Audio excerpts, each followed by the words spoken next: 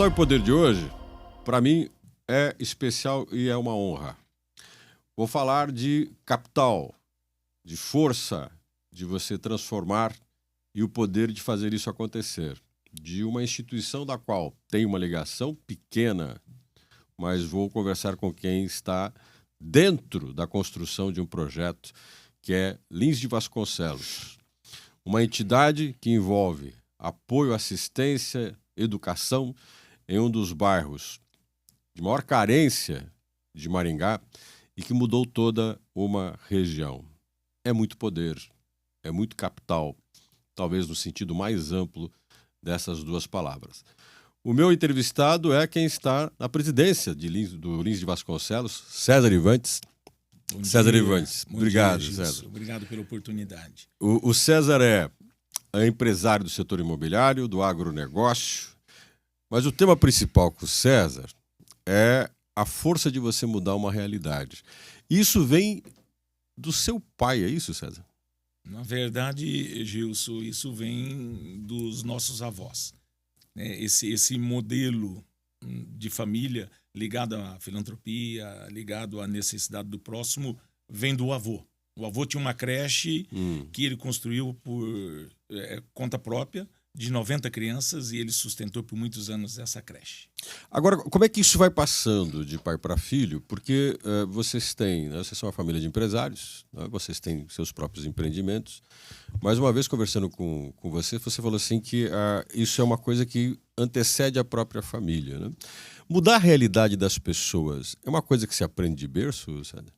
Um exemplo, né, Gilson? Nós tivemos esse exemplo, nós sempre fomos, né, envolvidos desde criança com a necessidade de se fazer algo fora do mundo material, né? Por sermos espíritas, é muito forte, né, essa necessidade de que nós somos espíritos e a materialidade é algo transitório.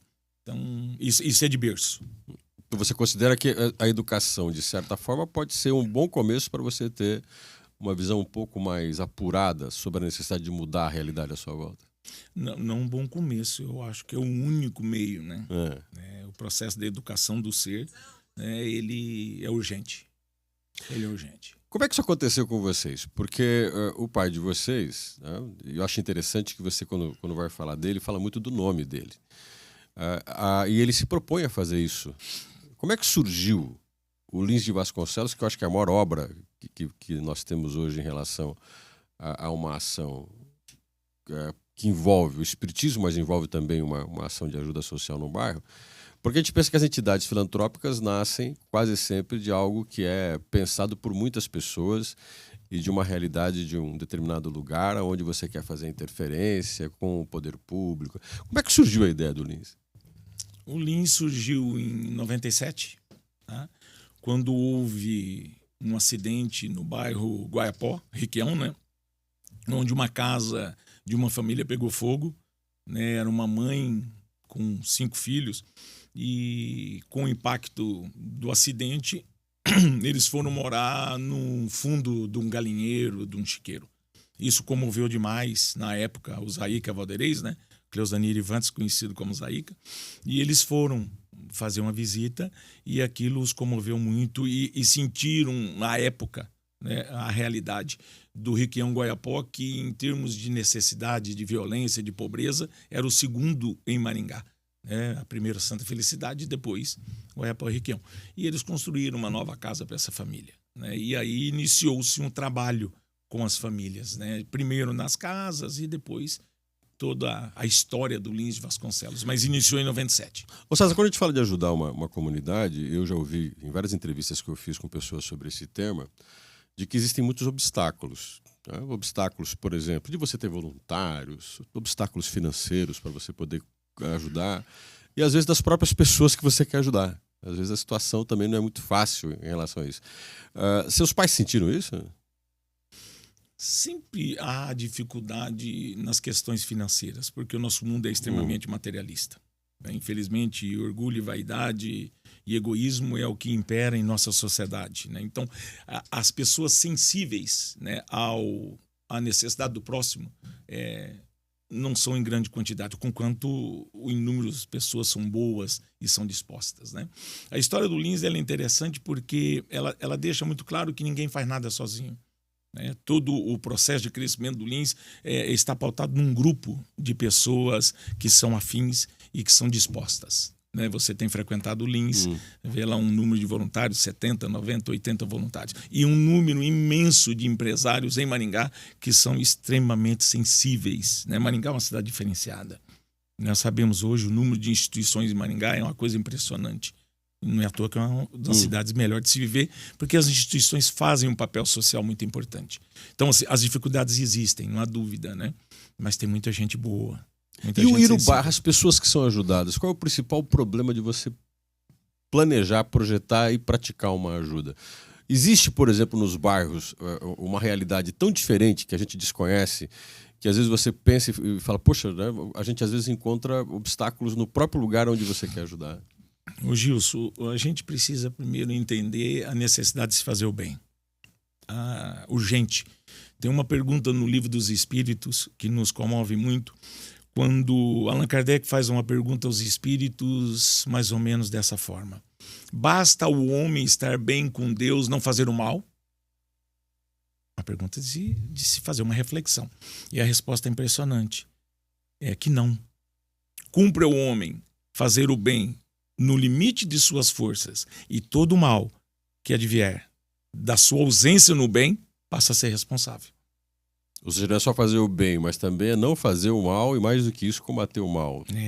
Mas fazer o bem no limite das forças. Só para a gente chegar no raciocínio. A disposição do Lins é fazer o bem, em qual seja.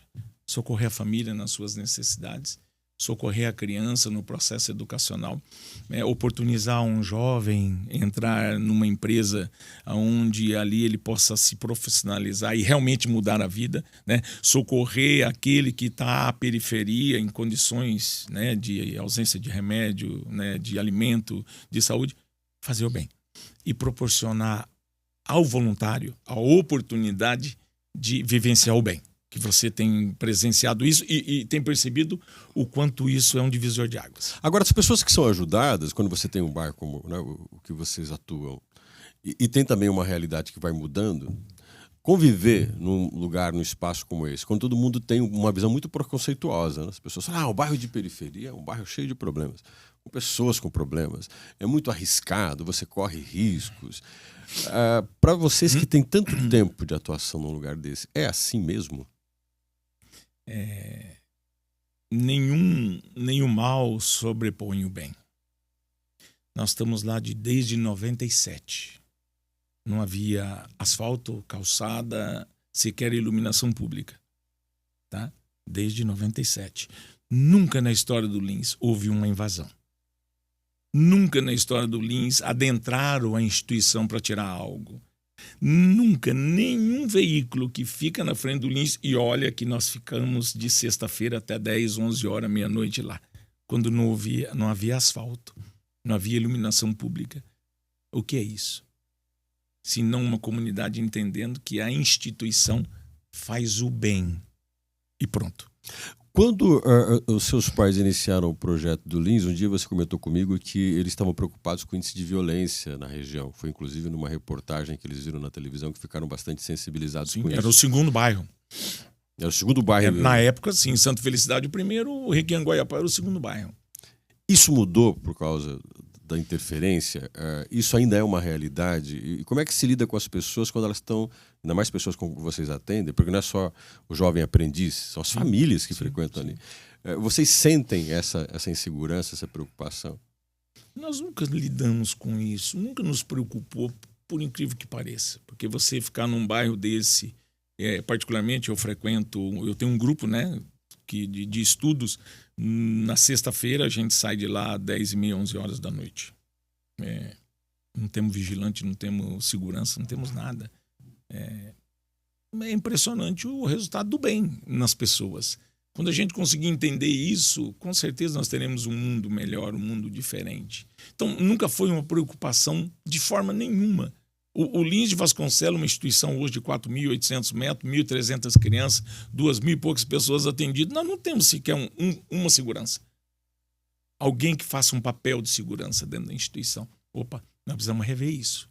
Nós precisamos entender o que significa a força do bem na vida das pessoas.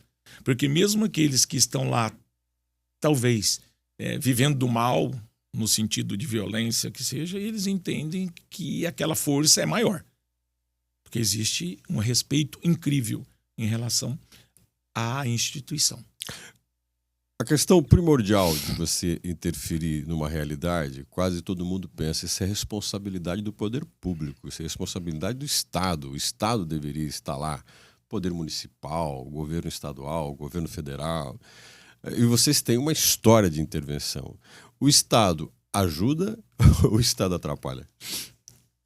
Em Maringá, particularmente, nos ajuda muito, né? Nós sempre fomos parceiros do poder público. Até porque o poder público entende e entendeu desde sempre que o papel do Lins de Vasconcelos talvez esteja naquele campo que eles não conseguem fazer. Então, o Lins tem uma parceria muito, muito grande com o poder público. Tanto é que todos os terrenos que nós temos lá hoje, nessa área construída, são todos incomodados com a prefeitura. Existe um comodato para isso, em tempo indeterminado aí. Então, nós somos parceiros. Eles sempre nos acolheram, né? Em especial aí, né, no Ulisses, porque desde quando ele foi secretário, ele foi muito parceiro, mas também Pupim, Silvio, todos aqueles que tiveram aí, né? Nasceu o Lins lá no Zé Cláudio, né? Uhum. Foi o primeiro terreno que o Lins teve. Mas o olhar do Lins, o olhar daqueles que estão lá, não é debruçar no poder público as obrigações. As obrigações são nossas. Né? Se confundem muito, né, o que é caridade com o que é obrigação. Muitas pessoas interpretam que dar uma cesta básica é um processo caritativo. Isso não é. É um processo de obrigação de quem tem mais para quem tem menos. Uhum.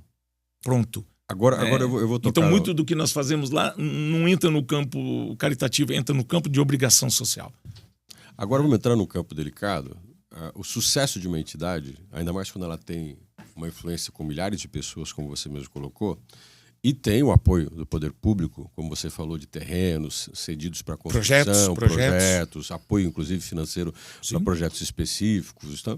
Num país onde se faz muito da filantropia como arma de poder, como arma política. Você conhece melhor do que eu que muitas vezes homens públicos transformam isso num instrumento de valorização de seu personagem. E quando tem uma entidade tão bem sucedida, ao assédio do poder, da vida pública em relação à entidade, como é que vocês lidam com isso? Nós sempre fomos apolíticos, né? Na ausência da política. Nós sempre nos posicionamos como uma instituição do público, das pessoas que estão ali, não ao poder público. Então, sempre tivemos o respeito por todos os políticos que passaram por lá até hoje. Uhum. Não foram jamais usados como um palanque para que se ali fizesse política. E esse respeito é impressionante, né? Como eles entenderam o papel da instituição. Né? Então, o que nós precisamos são os prefeitos eleitos parceiros. Para nós não importa a convicção política partidária. E isso tem dado muito certo, porque todos os prefeitos que passaram até hoje por Maringá na história dos 25 anos foram parceiros do Lins, foram sensíveis às necessidades do Lins, até porque a instituição se posta também de uma forma, né, exemplar no sentido daquilo que é de obrigação delas. Eu vou te incomodar mais um pouquinho com esse tema, porque tem uma coisa que a gente já conversou pessoalmente chamada vaidade, que é algo muito complicado. Né? E quando a gente se destaca em um determinado tipo de área ou como uma instituição, e a gente vira, de certa forma, um pouco a personificação da instituição, seu pai vivenciou isso na fundação do Lins e vocês vivenciam isso na continuidade deles, você fica muito próximo, às vezes, da sedução de ser alguém valorizado. É difícil lidar com isso. Muita gente você considera que se perde exatamente aí quando começa a personificar uma entidade que tem um papel social muito grande. Se a gente colocar como objetivo maior é aquilo que a gente acredita, as coisas tomam uma dimensão diferente. E isso é importante. Nós estamos lá pelo Lins. Pronto. Nós estamos lá pela instituição. O modelo que a gente criou a partir do momento da saída do fundador, em 2007, é que nós teríamos um corpo gerenciador da instituição, que são os diretores. Então, nós não temos lá um presidente. A figura de presidente não existe dentro da instituição e nunca existiu, né? Nós estamos lá num cargo de presidente porque legalmente nós precisamos disso, né? Mas as decisões são tomadas em reuniões toda terça-feira, onde a diretoria se reúne, você participou, né, da reunião, onde a gente passa a instituição a limpo e despersonalizando qualquer pessoa disto. Todos nós temos os nossos papéis independentes, todos nós temos os nossos papéis que assumimos, né, justamente buscando a distância dessa questão de poder, porque nós não somos nada. Tem uma fala de João Batista que nos comove e nos faz entender o verdadeiro caminho, quando ele fala: importa que eu me diminua para que o Cristo cresça, né? Quando a gente entender que a obra não nos pertence e que o meu papel é contribuir e não atrapalhar, a gente começa a ter um sentido diferente. Nós estamos lá para fazer algo de bom para o Lins, né? E com isso ganhamos muito no sentido como pessoas, né? Então... Agora, o nome Lins de Vasconcelos é ligado a um homem público do final do século XIX, início do século XX, né? Que foi presidente da província do Maranhão, né? Se não me engano, ele era alagoano de nascimento e tal. Um homem que foi empresário muito bem sucedido. Como é que isso vem parar no nome na frente de uma instituição como a de vocês? Ele foi um eminente espírita da época, né?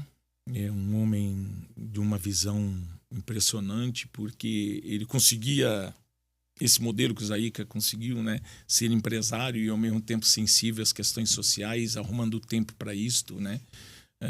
Ele veio a Curitiba, viveu nesse caminho, Curitiba, São Paulo, e ele era madeireiro. O Zaíca também foi madeireiro, né?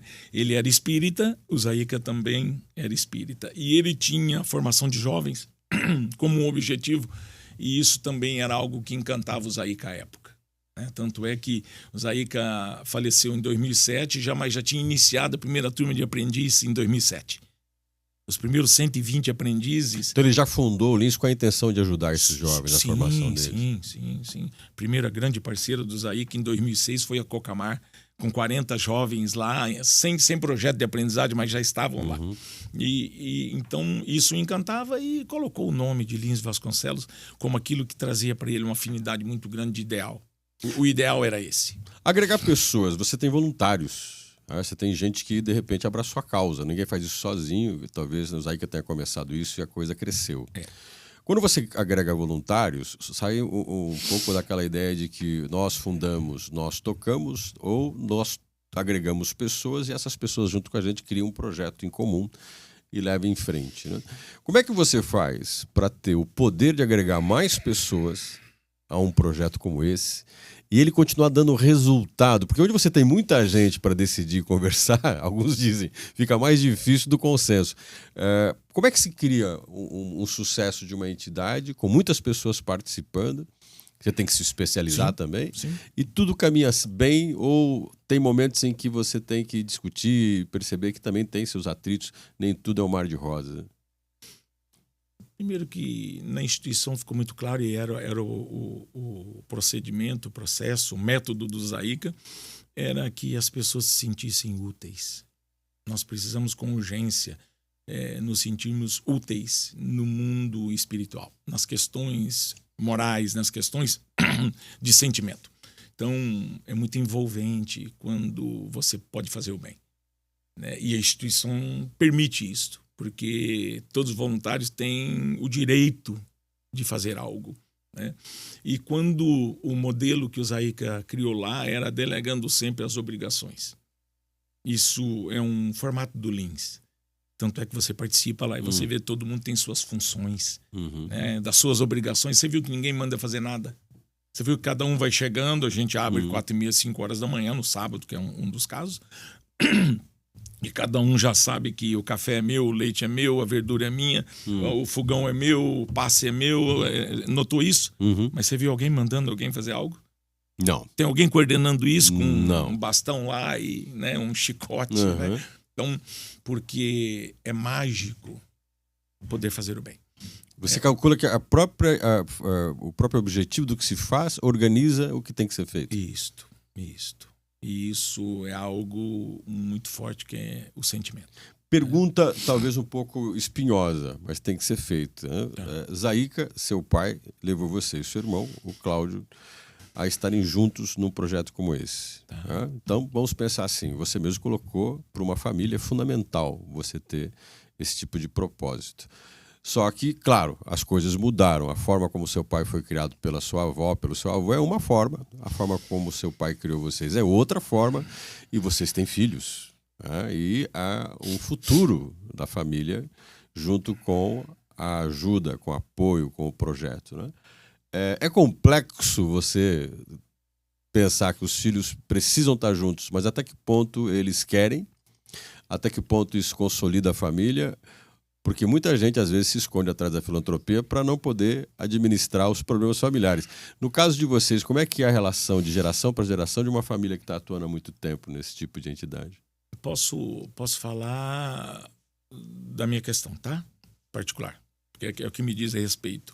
O meu modelo, no meu esforço educacional, tem 3 filhos, ele foi baseado no que nós vimos do avô, do pai. Em casa, o modelo é esse. Não mudou. Uma tradição. Não acredito numa tradição, mas numa convicção que está correto. Nós almoçamos juntos, nós jantamos juntos, nós trabalhamos juntos, nós rezamos juntos, nós nos divertimos juntos. Os meus 3 filhos, estou falando da minha convicção, são voluntários do Lins de Vasconcelos, frequentam a doutrina 3 vezes por semana e estão à frente dos trabalhos do Lins conosco. A gente entende que esse é o modelo, que a gente acredita, é convicção. É convicção, porque deu muito certo o modelo que meu avô criou meu pai e o modelo que meu pai nos criou. Né? Então, o pedir bênção até hoje faz parte, não de uma imposição, mas do entendimento que significa um pai abençoar um filho.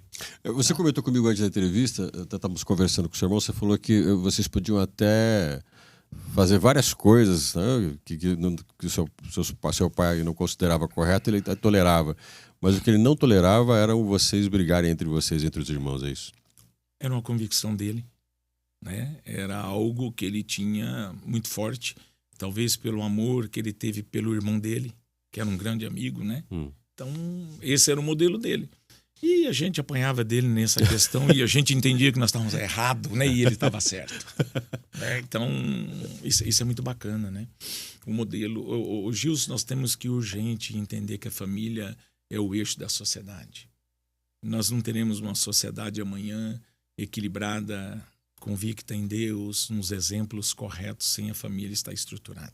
Vou te fazer uma pergunta relacionada a isso, mas ampliando um pouco essa tua colocação agora. Existe, de certa forma, um aprendizado com tudo que a gente faz. Tudo que a gente faz nos dá um aprendizado. Aquilo que a gente é hoje não é o que a gente já foi antes, porque as experiências vão moldando a forma como a gente age diante dos problemas, a maneira como a gente conduz a vida. E tudo tem um depois, né? Vocês atuam com muitas pessoas, na busca de transformar a vida dessas pessoas. Vocês recebem milhares de pessoas e calculo que vocês pensam, tomara que a vida dessas pessoas mude para melhor. Muda. Como é que você pode medir isso? Muda porque o ser humano, a alma, né? Ela é progressista. Ela precisa progredir. Nós chegaremos a Deus, seremos felizes e perfeitos conforme a vontade de Deus. Basta a oportunidade. Né? E esse é o grande movimento da instituição. A instituição é uma instituição que oportuniza. Ela não faz outra coisa senão oportunizar. Né? E quando a gente pode oferecer a um jovem a oportunidade de estar dentro de uma grande empresa de Maringá, dentro de uma instituição bancária, dentro de uma instituição, de uma cooperativa, ele não volta atrás. Isso já deu certo? Vocês mediram? Tem jovens hoje que vocês, ou pessoas que passaram por vocês que estão vivendo outra realidade? O Lins se aproxima hoje de 5.000 aprendizes que passaram pela instituição. É impressionante o resultado. Nós temos de cada 10, vamos lá. 12. Essa conta não existe. Porque nós precisamos mensurar o que o ser recebe. Talvez o teu resultado está focado em um sucesso econômico, mas nós temos o sucesso de ordem ética, moral. Isso contamina a família? Nossa, é uma coisa impressionante.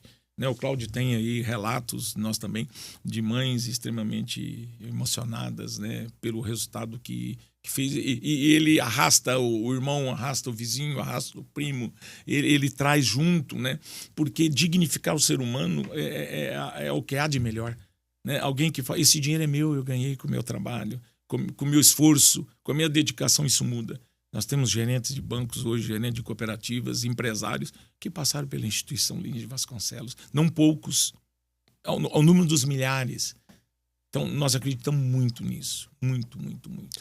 César Ivante, muito obrigado por essa conversa no Capital e Poder. Sucesso naquilo que você faz e agradeço aí pelo exemplo. Nós que agradecemos. O exemplo está longe ainda, tá? Mas o esforço é grande. Conversei com César Ivante, empresário do setor do agronegócio, também do setor imobiliário. Falamos sobre o Lins de Vasconcelos, né? Uma instituição que atua numa das regiões de Maringá, uma região carente, mas que com a intervenção de uma instituição como o Lins tem mudado muito a realidade. E aí o poder, capital e poder, não é simplesmente conversar com homens bem-sucedidos financeiramente, homens que têm no seu perfil uma certa expressão de poder, de força. É exatamente isso que a gente conversou hoje com o César Ivantes. Instituições que têm poder, porque mudam a realidade de muitas pessoas e dão a pessoas que às vezes não têm capital nenhum, que é a qualidade, vontade, passam esse capital para as pessoas mudarem a própria vida. Capital e Poder fica por aqui.